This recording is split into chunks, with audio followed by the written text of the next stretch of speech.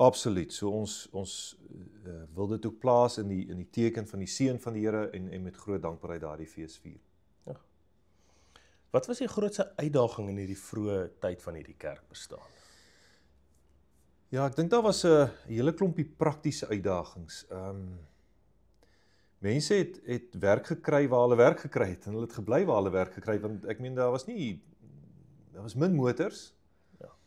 En so hulle het gebly daar waar hulle werk kon kry en dit was soms ver van die kerk af. As jy lees die verhale hoe mense om 7:00 soggens moes hulle weggaan in 'n trein vang en dan 'n halfuur wag op 'n perron om 'n tweede trein te vang en dan met 'n bus en dan te voet nog. So dit was werklik opoffering, was werklik diensbaarheid. Dus afstand vanaf die kerk was 'n groot probleem. Finansies, as 'n mens lees, die offervaardigheid was ongelooflik, maar mense was nie ryk gewees nie.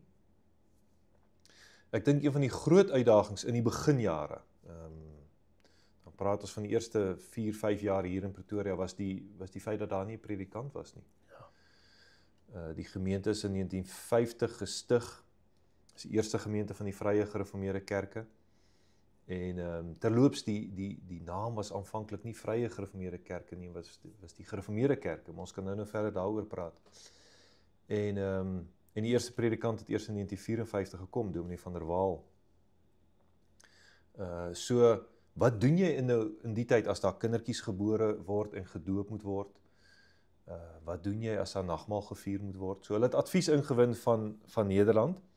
En Nederland het gesê, magtig 'n ouderling om dit te doen. Ja. En dit het groot probleme veroorsaak.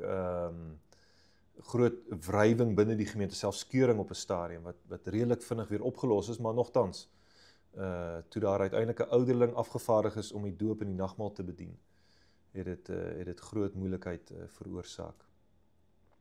En dan natuurlik, die emigrante het van die begin af gesoek na kontakte met ander gereformeerde kerke, veral die sogenaamde dopperkerke, wat van die begin af uitdagings gebied het. En daarmee saam natuurlik was daar geen kerkverband nie.